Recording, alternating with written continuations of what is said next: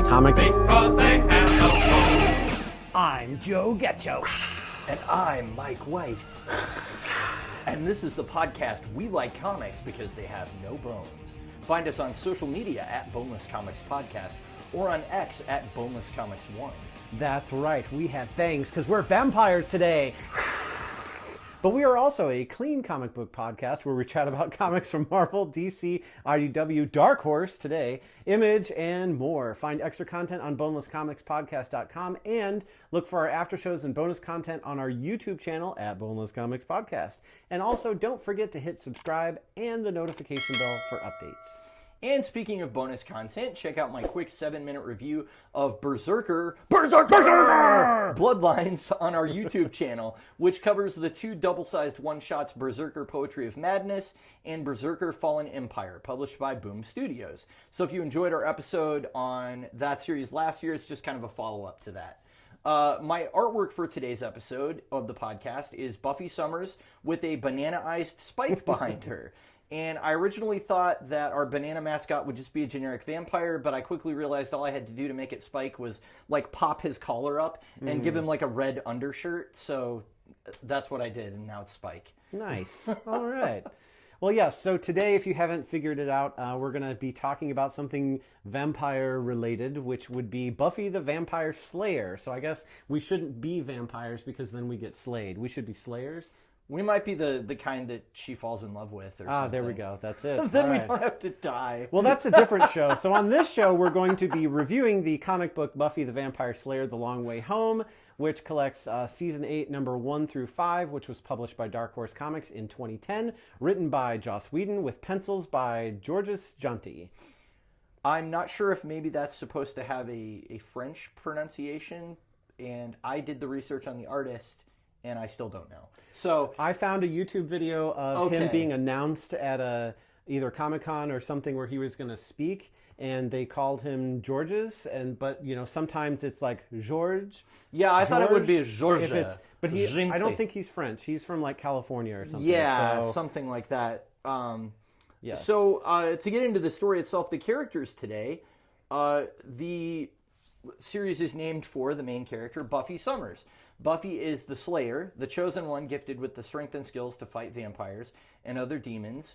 And during the television show, Buffy struggles with growing up and accepting her destiny as she defends Sunnydale, California, which is located on top of a literal portal to hell called the Hellmouth. In the comics, she's now responsible for training multiple successors, and Buffy possesses enhanced speed, strength, and stamina, and is proficient in multiple weapon types. And I guess I should also add that personality-wise, she's kind of like got this Valley Girl persona that at least they carry through like the early part of the series, but she's more of an adult now, so that's kind of starting to fade a little bit. Now we're about to get into some deep lore, so bear with me. Dawn Summers is Buffy's younger sister. She was changed from being the mystical key to unlock dimensions to a literal human girl so that Buffy would protect her in, I think, Season 5. No characters on Buffy were originally aware that she suddenly just appeared, and they all had memories of her as if she were initially real and had real memories. So Season 5 starts, and Dawn is just there, and everyone acts like everything's normal, and she's always been there. And that's basically how they introduce the character. She eventually discovers the truth about herself and attempts to live life as a normal human. And in this story, she's been blown up to giant size and is struggling with her journey to adulthood. So there's a lot of kind of like coming of age, stuff going on with these characters. So wait, first she was imaginary like Titus, and then she was real, and now she's a giant. Yes. Jeez, that's kind of character sucks. development, folks. I guess.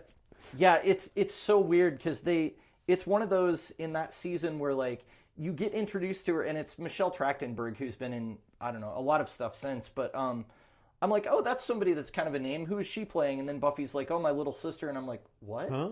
This character has not existed, and everyone just acts like it's totally normal. And I don't think it's till like halfway through that season where they explain that like, oh no, like she came here, but due to the nature of the magic, she has false memories, and everyone else has false memories. So they all think that she's just always existed. So yeah, it's a long show, and there's a lot of continuity, so bear with me through the character descriptions. That's one way to do a retcon. Like, Yeah. here she is. She's your sister now. Huh? Pretty much. Okay. Pretty much. Roll with it. So we also have Xander Harris, who's one of Buffy's best friends from high school. Xander is now serving as a watcher, a guide and informant to the Slayers. So if you watch the show, Giles was kind of like her original watcher, and he sort of took a backseat like later in the show, and so now Xander has stepped up to that role. And he has an eye patch. He does have an eye patch. He loses his eye during the events of the show. So I don't remember the specifics as to how, because I may be referring back to the show a little bit while we talk about this today, but just keep in mind that I watched the DVD set in like the early 2000s when it was, it hadn't been over that long, so my memory of it is not perfect by any means. The other interesting thing to know about Xander is that he is Joss Whedon's self-insert character, portrayed as both the wittiest and the geekiest member of their group. And they call their group the Scooby Gang a lot of times, because they go out and they solve spooky mysteries and stuff. We also have Willow Rosenberg, who is a practicing witch and a longtime friend of Buffy. Willow originally started out as really unsure of herself, but gradually was consumed with her own power, culminating in a literal addiction to magic. And so after torturing and flaying alive her abuser, Warren, she's eventually redeemed when Xander professes his undying platonic love for her. And in Season 8, Willow can now fly and absorb and reconstruct the magic of others. So that's all kind of new, because I think where we left her in the series was she was like, I'm not doing anything with magic at all. So there's been a little bit of a time skip here, and we're kind of going, okay, well, how did Willow get to this point? So I actually went back yesterday and watched that episode. Oh, because wow. I was like, I haven't seen, anything past like probably season 3 or 4. It's pretty, she's like really torturing him and like with a bullet, and then suddenly she's just like, I'm bored. And then he has no skin anymore. That Warren, which we'll talk about him in a little bit, but that was, she goes dark. She she takes all these books and she absorbs the dark magic from them, and like the words are like going up her arms, and I'm like, oh, it's the Black Scrawl from Nier. I don't remember exactly what set her down the path. I know that her love interest got killed. Yes. So Warren was trying to kill Buffy. And in the midst of trying to kill Buffy, which obviously he fails, he hits, it's like Tara, I think. Tara. And so that's where she's... That's when she really makes the switch to, like, I'm evil now. Kind of like Anakin Skywalker, where he just wakes up one day and he's like, now I'm going to kill children. So yeah, but for the purposes of this story, it seems like Willow is kind of back on our side. So that's good, because she's really powerful and terrifying. Yeah. The villains of this story, we have Amy Madison, who is a seemingly good-natured woman that appears in every season of Buffy the Vampire Slayer except the 5th. She was part of a group of witches with Willow, but she accidentally turns herself into a rat for a lot of the run of the show. So it's something where like they keep cutting back to her and showing her in the cage, and like it's sort of like a running joke for a while, but then it sort of turns into like this tragic arc for the character, because at one point Willow actually turns her back into a person, but doesn't realize that she did it, and then does something to undo the spell. So Amy blames them for like a lot of stuff that happens to them, and eventually it was Amy that was instrumental in getting Willow addicted to black magic in the first place. So that's kind of a another thing. But she becomes like a major antagonist for Willow specifically, and her power has been like drastically amped up for this comic book series to kind of make her more of a threat. So we also have Warren Mears, who is the guy that was flayed, that we talked about before. You would think that he wouldn't have survived that, but this is a vampire story. It's magic. So it's There's magic involved. Exactly. So a longtime antagonist to Buffy and Willow, and he was part of the Trio, a sort of dark male-centric foil for Buffy's friend group. Mears' trio was characterized by the belief that they were owed relationships with women, and if they kept being bullied, they were going to take power by any means necessary. So he combined science and mysticism to try and take over Sunnydale, and though he was flayed alive by Willow, the comic reveals that he was magically saved by Amy Madison to help get revenge on Buffy and her crew. And then the final character that we have that's involved in this story, the main reason I'm mentioning her is because she gets a whole issue devoted to her at the end. But Satsu is one of the Slayers, activated in 2003 and a founding member of Buffy's organization. She trained personally under Buffy and became a standout member in the early days. So she was also enlisted to act as a decoy to destroy the underworld boss demon Yaman of Hot. So she's like out there pretending to be Buffy, at least for like the adventure towards the end of this story. And those are pretty much the main characters that you need to know about in our story today. So less complicated than Sonic the Hedgehog somehow. Well, and so there's another thing too, is that typically, or I shouldn't say typically, in the past, Buffy, like even in the movie from 1992, which I'm going to talk about a little bit here later, that, and then in the TV show, Buffy was the Slayer because there's one born every generation. And so in the last episode of the TV series, they're trying to close this Hellmouth, and they decide to do it once and for all. And she's got all these girls that have been helping her fight, but they're just not on that level. So they use Willow's magic, and Willow reluctantly agrees because she had been dark and then decided not to use magic anymore. And so they use this like magical axe, or somehow they channel all this power to make all these girls that were fighting with Buffy, now they're all into Slayers. So they take, like, instead of one per generation, it's like from every generation they kind of pull it all together at once. And so now she is basically a team of Slayers. And so they destroy the Hellmouth, and the entire town of Sunnydale collapses in on itself and is now just a giant crater. Yeah.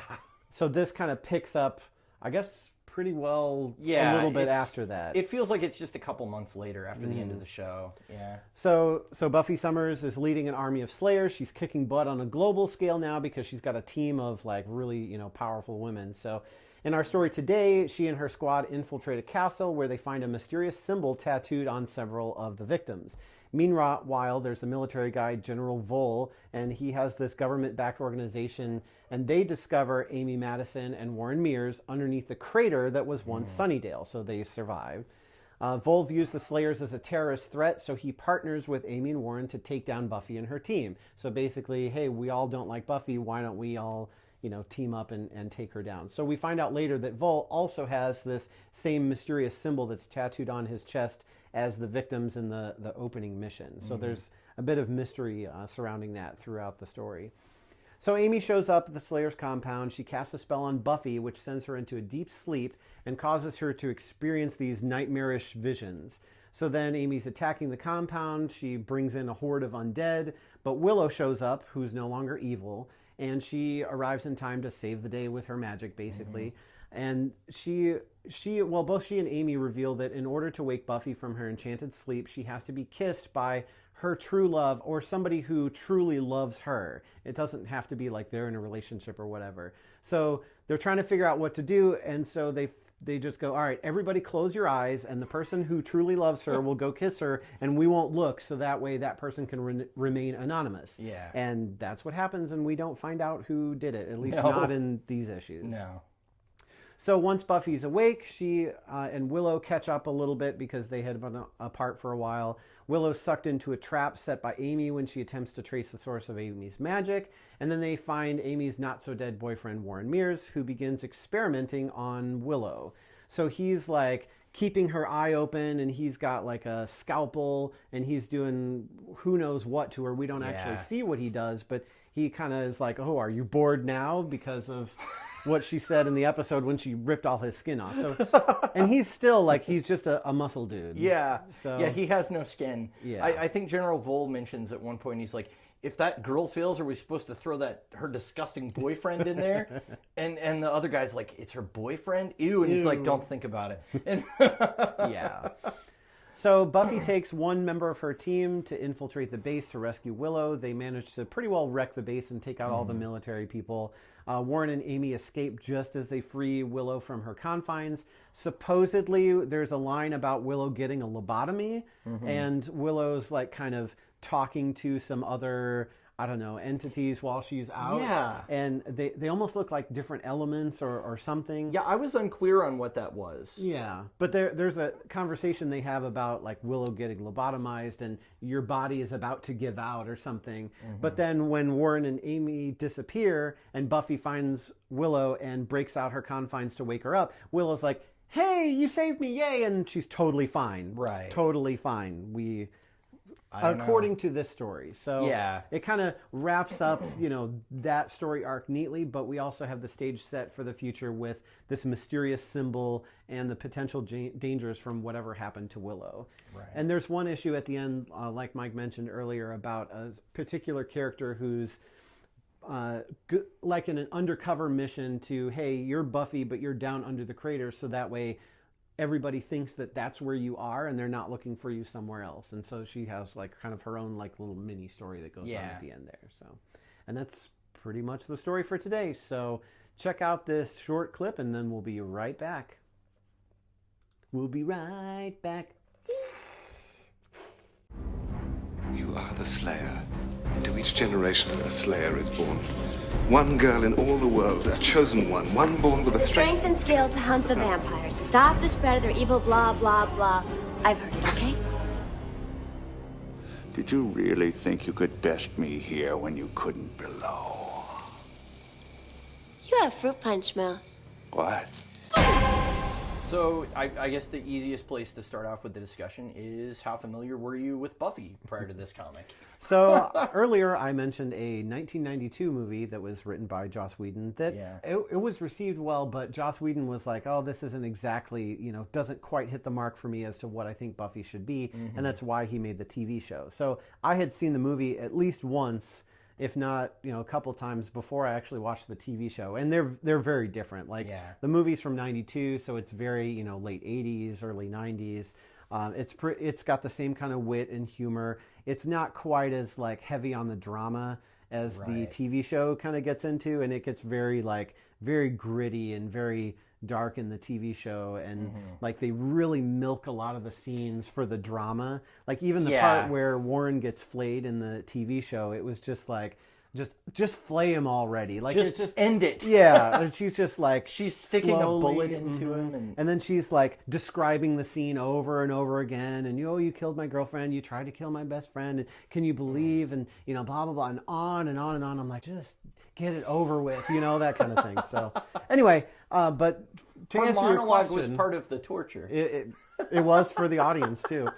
But yeah, so that was my familiarity with Buffy and her driving a stake through Paul Rubens, and him going ee ah ooh ah.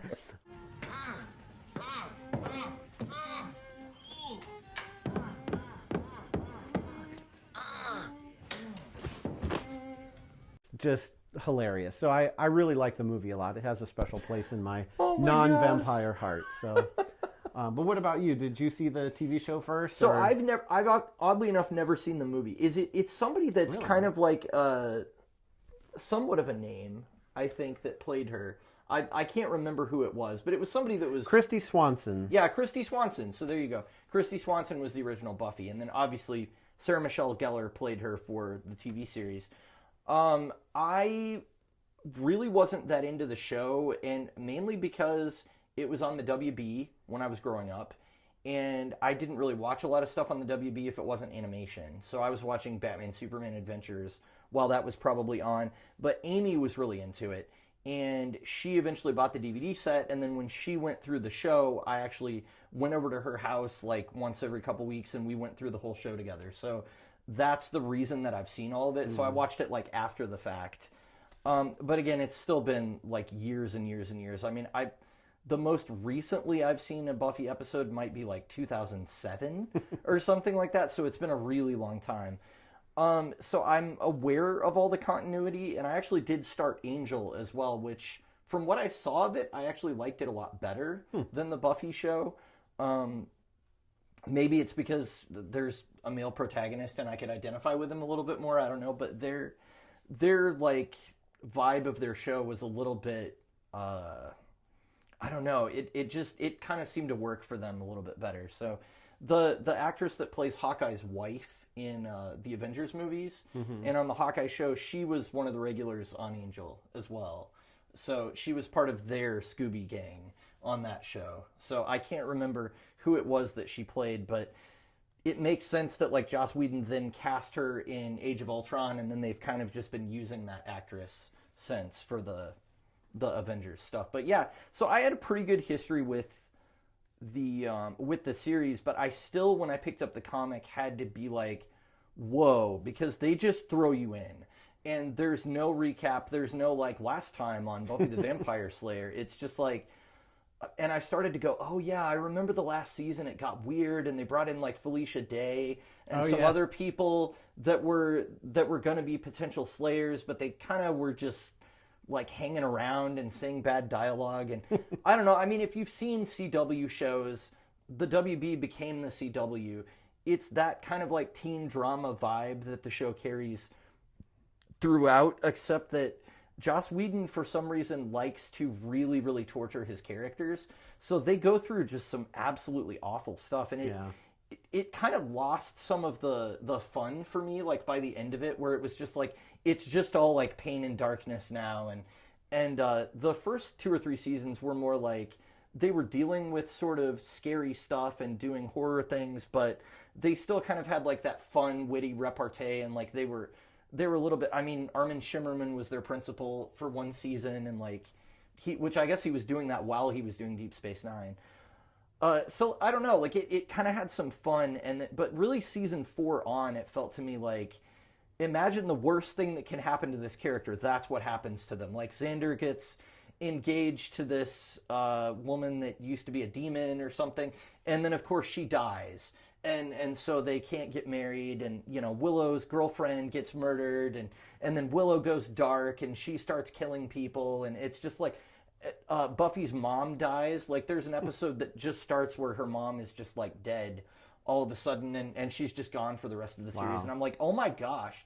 And they didn't even do a supernatural thing. They were just like, no, she had a undetectable brain bleed or something, and she just died. And I'm like, what a horrible way to, like, write a character off of a show. So I don't know. I mean, it was one of those shows where I liked it at first, but then I think the longer it went on, I kind of fell out of favor with it. But I still was into it enough that I was like, well, I have to see what happens and, like, finish it, you know. So yeah, I only watched, like I said, the first 3, maybe into the 4th seasons, and that was for the same thing, as I was just like, this is just getting way too out of control, dark, gritty, and the fun is gone. So I stopped watching it. I think I tried to watch the first episode of Angel, but I wasn't into that, and then I kind of just, like, left the Buffy stuff behind. I rewatched the movie from '92 again because I really enjoyed that, and then we picked up this comic book, and so it was kind of interesting because I was doing a little bit of reading as I was getting into it to figure out, okay, where are we at and what's going on, and it's like, she has a team of Slayers. I'm like, well, that's weird, because I thought there was only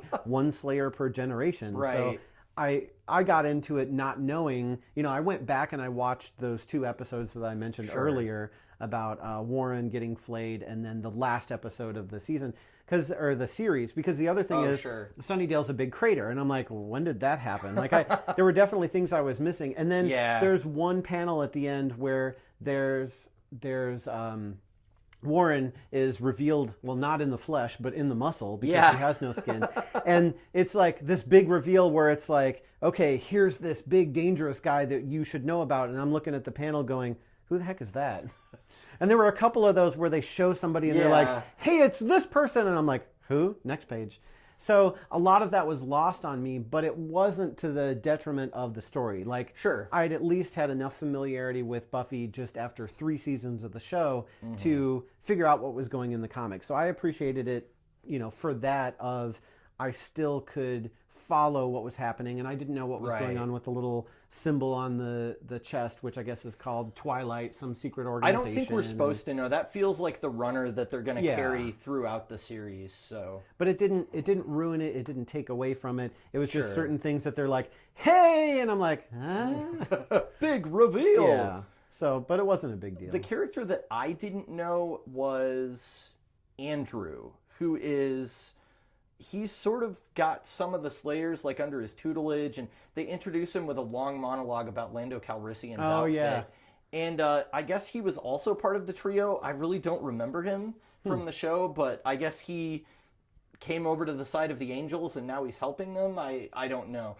Those characters were, like, they were really despicable. Like, some of the stuff that they did on the show was really dark and horrible, and, like, they started in a place from being like the nerdy kids that were bullied, but then their response was like so far that you're just like, nah, I can't get behind you, buddy. Like, you're taking it way too far. So I was really surprised that Andrew seemed to be in with the group, and I don't remember if that redemption arc happened as part of the show or if they just decided to change that for the comic. But well, they do that a lot during the show too, because I guess we should have said earlier, huge major spoilers for the TV show that's been out for 20 years. I mean, at this point, if you haven't seen it, it's going to get spoiled somewhere. Yeah, I think it ended in 2003. So yeah, exactly. But so I went to watch the last episode, and so Spike apparently has a soul and is a love interest, and Buffy's like, to the point where she's like, no, Angel, I don't want you, I just want Spike. Yeah. And I'm watching this like, I really missed a lot. Yeah, there was a big reversal that happened there with their characters.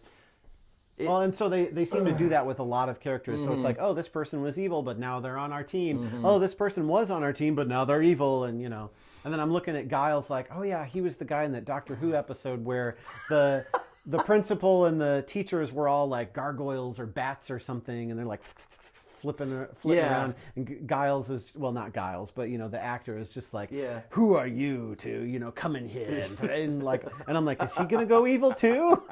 But no, Giles is not evil in the show. No, he's not.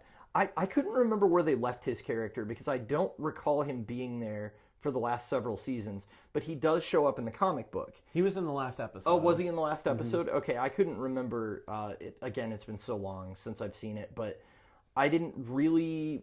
I mean, it's my fault. I didn't do the work to figure out what streaming service it was on or whatever. I probably could have found it if I wanted to, but yeah, I mean, that's my history with it. There was a lot of continuity, I think, like we've gone over that, we kind of had to wade through to really appreciate all that they were doing. But in a way, I kind of enjoy that because I know, even though I'm not a hardcore fan of Buffy, when it comes to stuff like Star Trek, a lot of times I'm going, you've got all this continuity. Like, I want you to take that into account when you tell a story instead of just doing this thing that's out here in the middle of nowhere to sort of like hit a wider audience. And I don't know, that's something that happens with fandom where you feel kind of an ownership of it after a while, where you're like, well, but I've been watching these characters for so long. And so I think on that level, it's actually kind of good that they were just like, we're making this for fans of the show, and that's the audience. Like, we're not trying to pull anybody new in with this. We're aiming it at people that already like Buffy. So, I mean, it's called Season 8, so there you go. Well, and it's funny, too, because, like, in TV shows, a lot of times what they'll do is they'll say, hey, last episode, here's what happened. Or they'll just say, we're continuing the story, and they'll give you flashbacks to, it might even be from a previous season to kind of show you flashbacks that are relevant to the episode you're about to watch. So if if you're not binging it and you saw one last week and then you missed this week and then you're going to see it the next week, it kind of catches you up. But it's also like a good way of, hey, there's so many stories that have so much continuity that it gets hard to keep track if you're watching a whole bunch of shows. Yeah. So that's a nice way to give you, here's a quick little blurb with some flashbacks that give you some context, and now we get into our story. Yeah. And I kind of wish they had done that here, is like, give me a couple panels or a page or two about what happened or have like a zero issue about what happened in the show to kind of catch me up to where we're here. Like, okay, so the Hellmouth was destroyed, Sunnydale sunk into the ground, kind of important things that you kind of need to know going into it. But at the same time, like, when you see the crater and they're like, oh, this used to be Sunnydale, you pretty well figure out what that means. What that means. So, again, it's not like it was hard to understand, but if you had never seen anything with Buffy in it before and you tried to read this, that would be be interesting. Like, you wouldn't.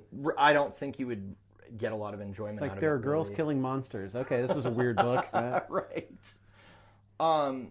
So one of the things that I think we both enjoyed about like the early seasons was the dialogue being so witty, and that's definitely something that Joss Whedon is kind of known for. Yeah. I think it worked really well in Avengers. I was less a fan of it in Age of Ultron because there were moments where I felt like it kind of overwhelmed what was going on, where Captain America calling language on people, I'm like, all right, he's not that lame. Like, come on.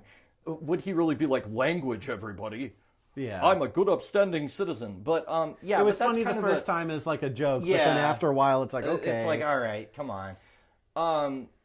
But yeah, did you feel like they carried the characters' personalities into this well enough? Because You know, I really felt that they carried the like spirit of the first 3 seasons into this, and they like this was so much more lighthearted. It wasn't dark and gritty like the show turned into. It was just like I really enjoyed it just for that aspect of this was about the time in the show where I enjoyed it the most, instead of the time at the end where I was like, next episode, I'm done with this. yeah. Yeah, it was interesting how different it felt tonally from the last few seasons, especially because it's the same writer as the show. But it feels like they've finally, I guess after they ended the show, they finally earned a little bit of happiness.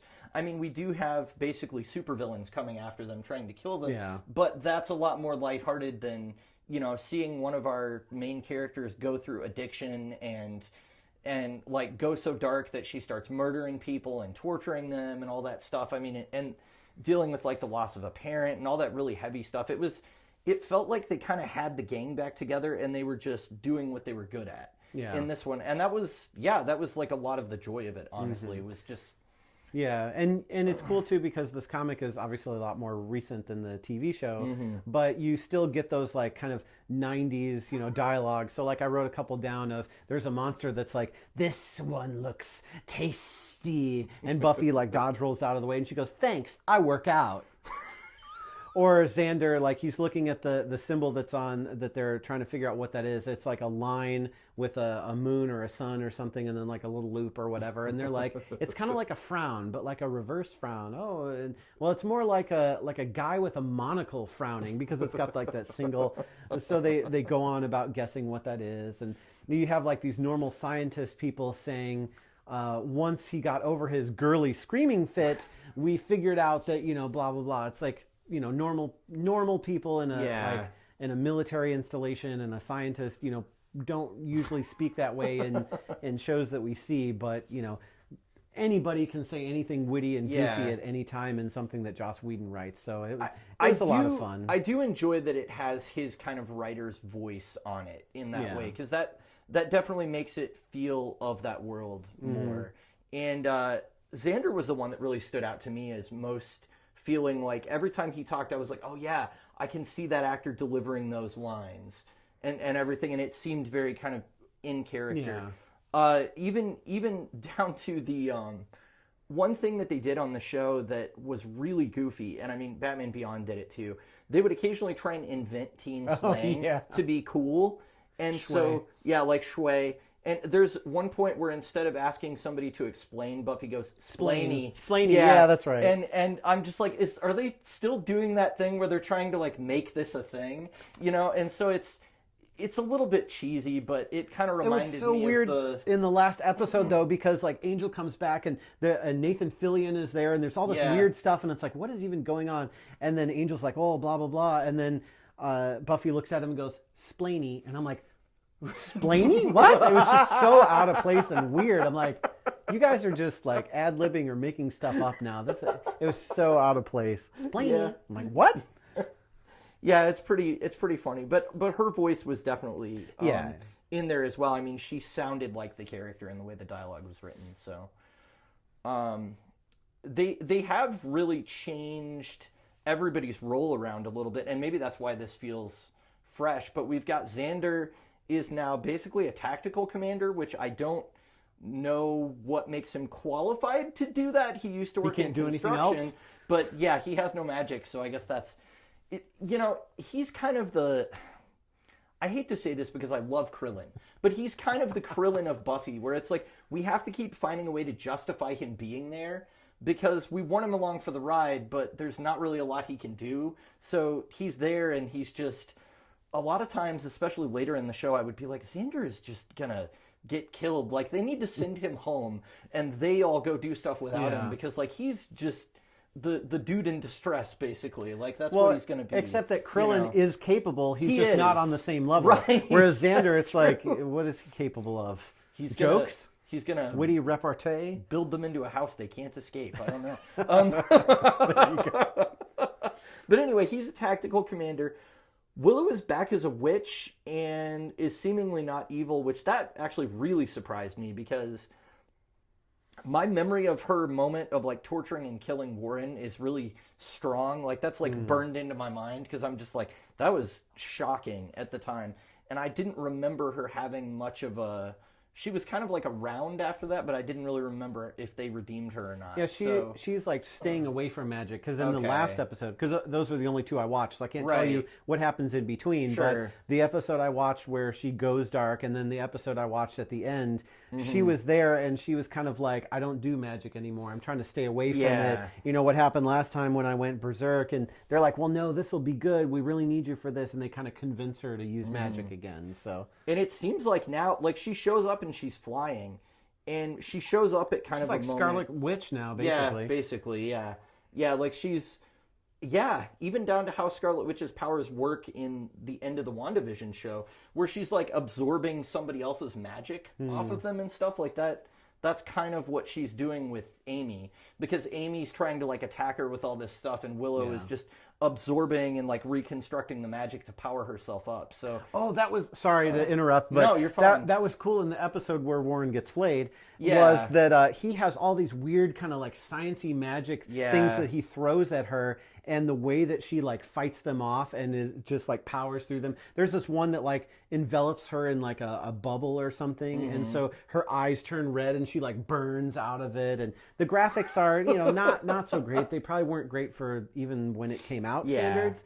But it was still cool to see that sort of like inventive, like he had this crazy trap that would have, you know, just took care of anybody, but because she's so powerful, she was able to like get her way out of it. So when you said that, it just made me think of that. Like, that was so cool to see.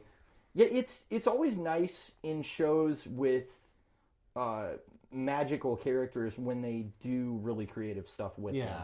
I mean, it took Harry Potter, as far as movies go, for me to finally see stuff like that, and it was really the fight between Dumbledore and Voldemort at the end of Order of the Phoenix, where I like seeing them actually transmute some sort of particle or projectile like into something else. Yeah, like that kind of stuff is really fun for me. So, and that's like, okay, these are actually two magic people fighting. Whereas it is a really intense fight between Saruman and Gandalf at the beginning of Fellowship of the Ring, but it's really just two old guys with staves like pointing them at each other, and him like dragging him around the floor with it and stuff. So it's nice to see that more graphic stuff, even if the effects weren't very good at the time. So, but and I guess Dawn now is changed into a giant too, which that was the other thing where I was like, did I miss something? Did this happen at the end of the series and I just didn't see it or whatever? But she was definitely taller than Buffy by the end of the series. Yeah, because I noticed in the first episode I watched, she was, you know, this short kid, and then in the last episode, she's a little taller than Buffy, but she wasn't a giant. Right. So I don't know what happened there. Tell us in the comments. Well, I did some research. Oh, okay. Because I was like, I have to know what's going on with this. So you're not supposed to know. It's nothing from the show. But apparently later in the comic book series, they find out she's been dating a Thrice-Wise, which is this like demon or something, I guess. It's basically a bug-eyed monster. Like I looked it up and it's this like furry thing that has like these 3 bug-eyed eyes that are poking out at the top. But I guess he can shapeshift into looking like a person. So Buffy was like, you're dating a Thrice-Wise, and Giles or Giles or however you say it was like, you are. And Xander was like, oh yeah, I think he's a Thrice-Wise. And she was like, no, he's just a really cool guy. And so I guess like there was relationship drama with them. And I guess Dawn actually like cheated on him with some actual normal human guy, and so he got mad, and so he turned her into a giant. Okay. So that's what happened, but you don't get any of that in this story. That's I remember like later. Them mentioning Thrice-Wise about like, we told you and you didn't listen, but that went over my head. I had to look it up because I was like, is that something from the show I'm supposed to know? But then when I researched it, I was like, oh no, that's in like a later trade. So yeah. But and we also, so you're talking about characters, Xander, Willow, and Dawn. So Buffy is maybe not like different than the end of the series as much, but now she's got all these different like slayers that she's working with and training, because at one point she asks like 3 of them to kicked my butt. And she takes them all down, and then she gives them pointers about Right. what they did wrong. So even though they all have the same kind of physical power that she does, she's still just way more experienced. So that's kind of cool to see her like shift into that leadership role too, of now she's, you know, training and showing others what to do. And like her experience is showing. She's not that, you know, girl from the first season who's just Right. like, I don't know what's going on and help me. And there's a vampire. Oh, wait, I can fight back. And what do I do? And whoops, I tripped and he fell on the stake and I killed, you know, that kind of thing. Like, no, she's a seasoned pro now. Yeah, she's got that, at least on the cover, she's got that, like, axe thing that has the stake on one end and the axe on the other. That's really cool, but I don't think I saw her use that in the actual comic at all. Yeah. I think that's, like, her signature weapon or something, though. She had it at the end of the TV series. Okay. And that's what Willow used to harness its power or something It's to make some more kind of slayers. enchanted I don't know. weapon or yeah, something like that. So. Well, and that's what's cool about this is like there's so much world building, Mm-hmm. but it's one of those where there's world building, but we kind of just like tell you how the world works. We don't really explain it. Yeah. Like, and it's cool because he'll try to address some of the questions that maybe you would want to ask. And he'll address it, but then it'll be like a goofy reason, and then we don't revisit it. For example, it's like, no Slayer carries a gun, ever. End of talk. Good luck. That's what they tell you. So, like, because one of them says, why can't we just use guns? That's not what we do. And then that's the end of it. It seems like, though, I would have pushed back on that a little bit with Andrew, because, like, I've seen Underworld, and what they do in that movie is they just load silver what about things. Blade? Yeah, and Blade as well. Like, they can load silver things into guns and fire them, or they can, you know, have all kinds of... Yeah, in Blade, he's got, the ADTA or whatever, the thing that causes the blood not to clot and, like, explodes vampires. Yeah. Or whatever. I mean, they're able to invent all kinds of weapons. It seems like if you could do something more high-tech, why wouldn't you do it? You know? Well, and in the episode where Warren gets flayed, and I keep bringing that up because it's literally, I saw it yesterday. Well, and this is very relevant. Well, to yeah, it. true. Yeah. But Buffy gets shot and she almost dies. Right. And so it's like, okay, you have all these slayers that can do all this kick butt ninja stuff with vampires. Right. But if a vampire learns how to use a sniper rifle, goodbye. Right. So, you know, They can still shoot you. it's like if we go there, then that changes everything and it makes it a lot harder for them to, you know, survive and all that other stuff. So he just addresses it and says, well, no Slayer carries a gun. We just don't do that. End of talk. And we move on. So do you think it's like a narrative limitation that they placed on themselves intentionally so that they wouldn't have to address guns in the stories at all? Yeah. Because kind of like how now if you want to do like a horror film and you don't want to have to deal with like smartphone technology because it's so easy to get help with a smartphone, you just set your movie in the 90s or something, and then you're like, now we don't have to worry about that. Or, oh, my phone's out of power. Or, oh, I Exactly. can't find my phone. Yeah. It's underneath the couch. You know, you have to take it out of the equation. Right. Yeah, and a lot of times, too, like, you know, melee combat's a lot more personal. So I think it's a lot flashier, and that's kind of the direction we wanted to go, was not have the gunslinging, you know, like Blade or Underworld or anything like that. Or as, I forget who said it, but this isn't open wand night in Sunnydale, sweet cheeks. You're dealing with pros. So there's a lot of goofy, witty, fun dialogue in this that's really, fun. Yeah, so speaking of that, or kind of along the same lines, they do something, and I realized when I was reading this, it's very reference heavy with like Marvel and Star Wars and other things that Whedon would be into. And I realized the show did that, and then I thought about it more, and I was like, all shows do that now. Yeah. And did it start with Buffy? Is that where it became like the cool thing to have characters make like other pop culture references that are like outside of their show? Because I don't remember a lot of shows doing that before then. But I don't know. I was just reading this, and they bring up Lando Calrissian, and there's a whole monologue about like how he was wearing a stupid outfit, and I knew he was going to flip sides in the movie because he was wearing that dumb outfit. And he had the cape, and it's just like, yeah. And well, I think it's just a pop culture thing. Like movies and TV have referenced pop culture for the longest time. Sure. And you know, there's some like TV shows from the 80s and 90s that would like cross over with each other too. Yeah, that's and true. So I think it's just like a pop culture thing. But the reference to Agents of S.H.I.E.L.D., I mean, Joss Whedon was a writer on that. Sure. So that one kind of makes sense that, like, hey, I'm going to name drop some other thing that I've worked on. But I don't think that he worked on Star Wars, so I don't know. That's just kind of, again, pop culture, like, for fun. Or maybe there was some kind of, like, because writers will interject their own personal stuff into it. So there's probably some debate that he had with a friend about Lando Calrissian and wanted to throw it into the comic. So I've printed it and now I win. Yes, it's fact. Exactly. Yeah, I don't know. I was thinking about Legends of Tomorrow specifically, but because there was like the first season, the Hawkgirl character, and then also Brendan Routh as Ray Palmer. They had a whole back and forth about like who's sexier, Kirk or Picard, and obviously it was Picard. And he's like, he was a fuddy-duddy, and she's like, tell that to Vosh. And I'm like, oh wow, they're doing like really specific Star Trek references.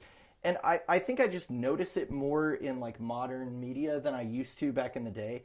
And maybe that's because I was too young to get the references they were making back then. I mean, that could be it. But I know Cisco Ramon on The Flash was kind of that character as well. That was like, I'm always going to reference like something in pop culture that this is like. And it's kind of like, it's kind of funny, but it also kind of feels like the writers underwriting it and going, yeah, we know we stole this idea from somewhere else, but look, we're aware of it, so it's okay. So and it's like, all right. But I guess the next place to go is Whedon's writing style itself, which we've talked about how we really like his dialogue.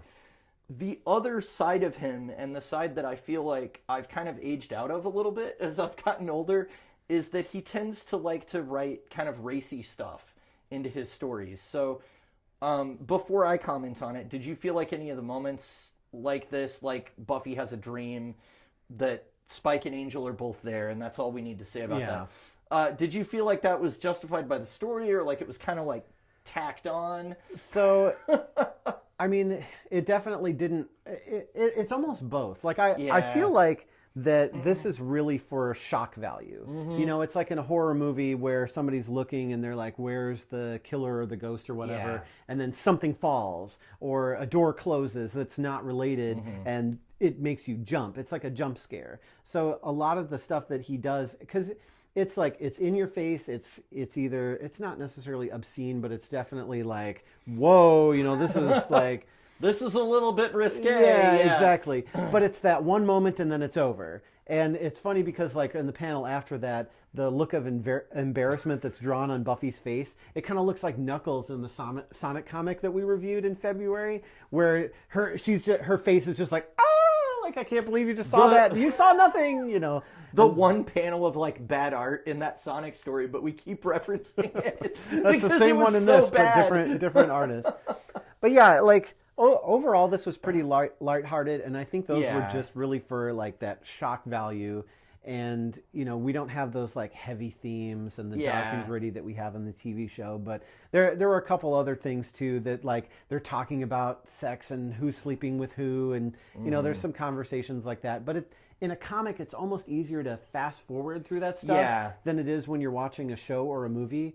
So it's almost more tolerable, I guess, in a comic. You don't spend the time with it that you do. Right. You have to wait for the dialogue to finish. You can probably read a lot faster than you can hear. I felt like it was really like a lot more tolerable in comic form. But like we see gigantic Dawn, she's taking a bath in a small lake. That was the one that I felt was gratuitous. And that was a couple panels, but you don't see anything. There's no like, close to seeing anything. It's just she's covered with water, but it's still like, do we need this? No, because they're having a conversation about something completely different. How she's fighting with Buffy, basically. But just the way that he chose to portray that is just supposed to be, it's supposed to be funny. It's supposed to be like, oh, that's, crazy situation. Or like somebody's talking to somebody on the phone, and the person who's talking on the phone, we see their dialogue, but if you look at the background of the panel, it looks like they're playing strip poker and somebody's about to remove their top. So I was like, what is happening there? And with all the other Slayers, like, what on earth? Yeah, so again, we're not drawing attention to it, but it's just these things that are happening in the background or here and there,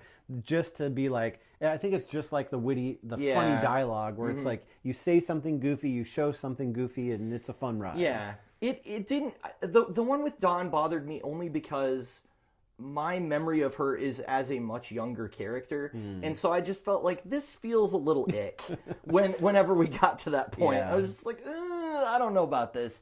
And I actually read that later on, apparently Xander and Dawn are going to have some kind of like relationship.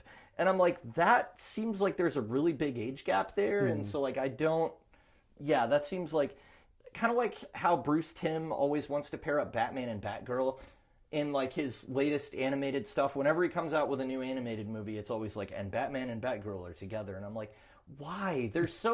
He's like her father. Like, I don't know. It's just feels weird. So I guess the only other thing that we haven't talked about is Amy Madison and Warren Mears.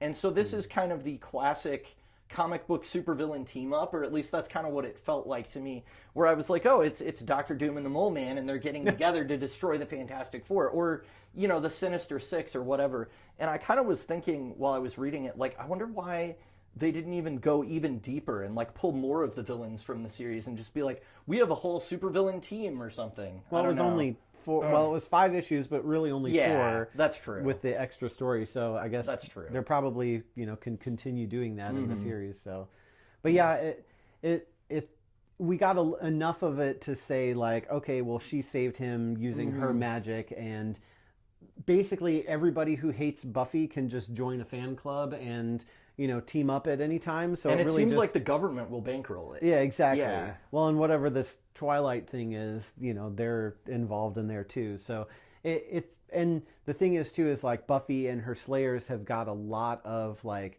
they're in the public eye a lot more than they used to be. So that makes them kind of a bigger target too. So. I mean, yeah, I think they said there were 1,800 of them at one point, like towards the beginning, which I was like, that seems a little high. Like, that seems like way more than they could coordinate from one base in Scotland or whatever with just Buffy and Xander at the head. But I guess I don't know. It was interesting hearing the military guy talk about it because he's like, well, they're broken up into squads. And he's like, yeah, cells. That's what terrorist groups call them or whatever. And I was like, yeah, if you look at it from a government standpoint, they sunk a whole town into the earth, and then now they have like basically this army all over the planet that's doing who knows what with all these medieval weapons. It probably does look like they're terrorists, like from and they're the trying outside. To take over the world. Yeah, exactly. So it's like, what are Same they? Thing we do every night. Trying to. Sorry. And that's on brand because this was on the WB. So there you go. That's a perfect reference. No. Yeah, I felt like I actually had to look up who Amy Madison was, and I'm glad that I was responsible for the character bios because I was like, who is Amy? And so all the time I was just going to Wikipedia while I was reading this and going like, okay, Amy, Buffy the Vampire Slayer, and then it would spit out the last name, and I would look it up and be like, oh, that's the girl that got turned into a rat. Okay, I remember that. And then Warren as well, I was like, is he the guy that she flayed? But I thought he died. And then I looked him up and I was like, oh, okay, it's supposed to be the same guy. And there you really can't tell because he has no face, no eyes, no ears, eyes, no shape. No shape. No shape. Time to play volleyball. You need to put that audio clip from like Tekken Tag. We have done this. Have we? We have done this shtick before. Yep. You've got to cut in the no eyes, no ears, no mouth, no shape song from Tekken Tag Tournament there when you said woke up and you're just a book. Yeah.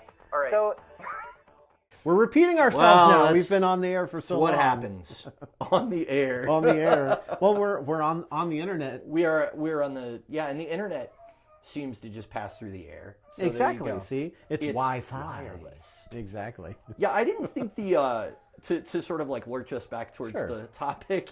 I didn't think the Twilight mystery was particularly interesting, mainly just because I was like, what can it be other than, oh, here's some cult that's worshiping a demon that they're going to have to take down or something. I don't know. Yeah. I wasn't super into that. I think it was a good choice to focus on Amy and Warren for the beginning instead of the big overall thing that they're fighting. Because at least they have like a personal vendetta against Buffy and her friends.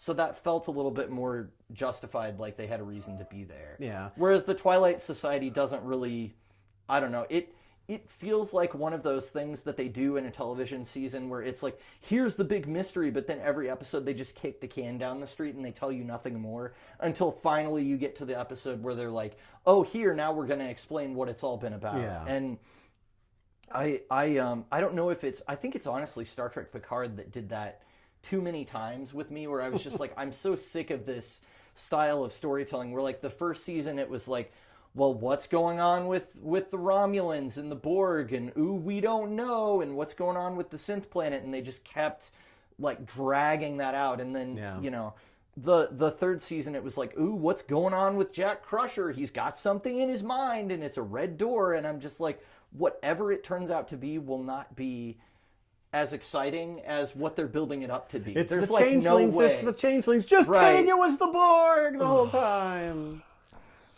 That's So I think just because I've had such a negative experience with those kind of things where it's like, let's build it up into something and then it like doesn't pay off. Yeah.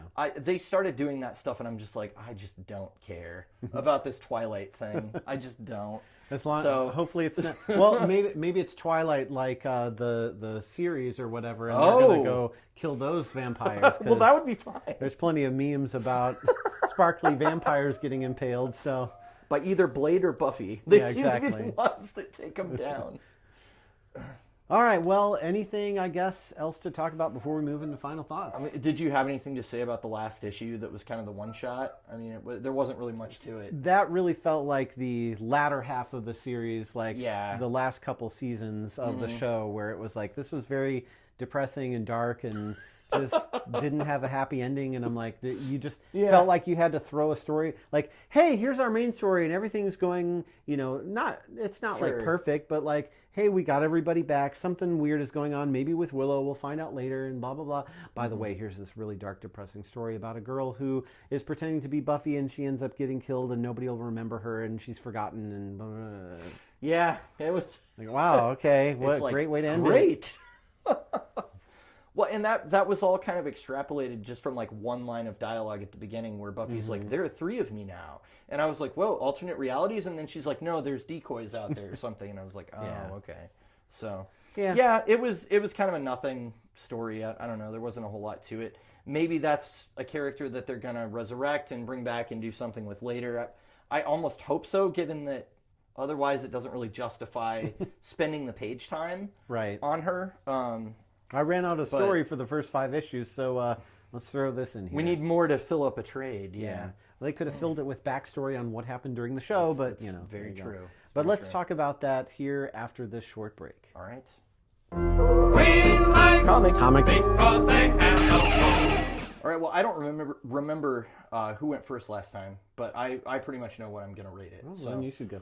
I'm gonna give it a 3.5. I don't think it's quite up to a 4 for me, and I'm trying to decide if that's because I'm just not a hardcore fan of Buffy the Vampire Slayer, or and I because I don't want that to color it on its own, because this is obviously a comic book. It's a work that is meant to be enjoyed as a comic book, but there wasn't quite enough meat on the bone for me story-wise. I was wanting a little bit more.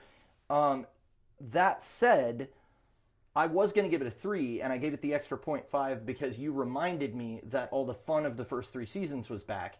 And that was definitely something that made me think, yeah, this was more enjoyable than my last experience that I had with Buffy. So, because I really did feel like the last 4 seasons, honestly, just got so depressing and so dark that I was like, it's hard for me to keep watching this because they made me like these characters and now they're just like destroying them basically. And that's not super fun to watch. It's like you can do it a little bit if it's a story about how they're going to overcome it and be redeemed. But at one point in the series, they actually kill Buffy and she goes to heaven and her friends can't deal with her being dead. So they do this ritual to like summon her back to Earth thinking, we rescued her from hell. And she's like, no, where I was like way better than here. And like now I'm on Earth and it feels like hell. And I'm just like, ugh, this is like so awful. I think they did that on Supernatural, too. Yeah, it's just like, oh my gosh. So yeah, I'm giving it the extra 0.5 because it did recapture a little bit of that fun that I enjoyed about the series. And so I don't think it's a bad book. It's just not something that made me go, I think I want to keep reading all the rest of the trades. And I think there's only like 7 more or whatever. If I was a hardcore fan of Buffy, if I was really into it like some people are, then I think this is a really easy recommendation. I think you can go, the character voices are there and all of that stuff, and it feels like you're back in that world, but you've kind of got a little bit of the mojo of the early seasons back. So I definitely thought it was fun.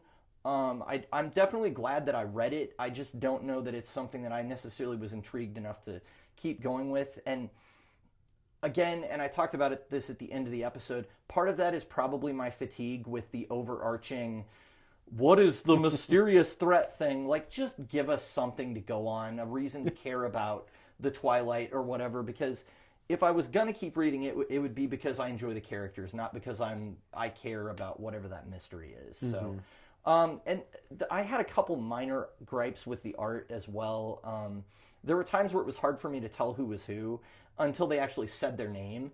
I felt like there were panels where he really captured their likeness well, and then there were some where I was just like, who is that? And then somebody goes, Buffy, and I'm like, oh, okay, that's Buffy. All right, cool. So that was a little bit of a negative for me as well, just because I like to know who's speaking so I can, follow the story a little bit better. But I think 3.5 is a perfectly fair score, and it's not, I don't want you to think that, like, I hated it or something. I mean, if it was on a 10-point scale, it would be like a 7 out of 10, So that's not, like, a bad score. It just wasn't, like, my favorite thing ever, so, yeah.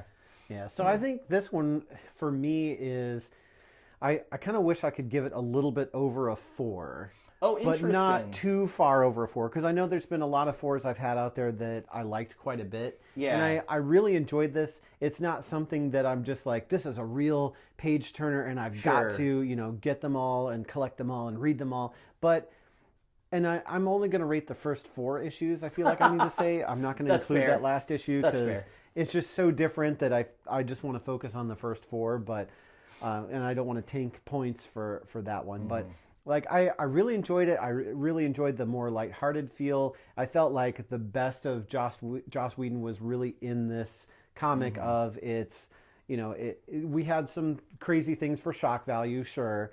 But there was a lot of humor. There was a lot of witty dialogue, and it didn't feel like it detracted from the scenes. It wasn't like we had something that was very serious and then somebody said something goofy and stupid and you're like, wow, you just really ruined that. Nothing like that. Like, I felt like everything was well placed and the story was interesting, and we had a little bit of like misdirection of the General Vol guy who not only from a military perspective is like, we need to take out these slayers because who knows what they're vigilantes basically. Yeah. But then he's also a part of some, secret organization as well. So it's like, oh, okay, so maybe we're going to see more, people in key places who are going to be loyal to this whatever organization. So I felt there was enough mystery that would carry me forward to, hey, I'd be interested to see what happens next. And it was a fun kind of lighthearted story. There were some like discussions that maybe were not quite as lighthearted, but it really, matched the tone of the first couple seasons of the show, where it's like, okay, I can forgive a little bit here and there because overall I liked it. Instead of the later seasons where it was like, I only like this one little part. The rest of this was really too much for me. So, yeah, overall I enjoyed it. So I think a good solid 4 is good. Okay. I thought about giving it like just a little bit of extra sprinkle on there, but then I was like, well, I don't want to quite go to a 4.25. Do I want to give it a 4.15? And then I was like, I don't want to split hairs. I'll just give it a 4. I'm pretty happy with this averaging out between a 3.5 and a 4. I think that's it's like overall deserving. Positive. Yeah. It's not like remarkable, but it's definitely like we enjoyed it. We definitely enjoyed it. Yeah, and thank you to my sister Amy, actually, for recommending this and letting me borrow the trade. Because she has all of these trades and has since probably 2008, whenever it came out. Nice. So thanks. I've been reading other Dark Horse comics right now, so I'm kind of on a Dark Horse kick, oddly enough. Nice. All right. That's a thought that went nowhere. Dark horse. He is something horse. Joss Whedon. Exactly, yeah. Dark horse. Dark horse. But we will talk about that in our after show. For now, that's a wrap on our review. So hopefully you enjoyed this episode of We Like Comics because they have no bones. Make sure you rate us on your podcast platform of choice and also comment, like, and subscribe on YouTube. You must do all the things. Yes, all of those things. All of them. And tell us what you think of this comic by posting on social media at Boneless Comics Podcast or on X! At Boneless Comics 1 using the hashtag Boneless Comics Podcast for all your comments and questions. In the notes, it was reversed. So. Yeah. Next episode, we're going to be talking about Steelworks by Michael Dorn and Sammy Basri, covering Steelworks number 1 through 6 and backup stories from Action Comics 1054 to 1056, published by DC Comics in 2023. Nice. That should be a fun time. Well, thanks for listening, and we will catch you later. Bye. Bye. We like Comics. because they have the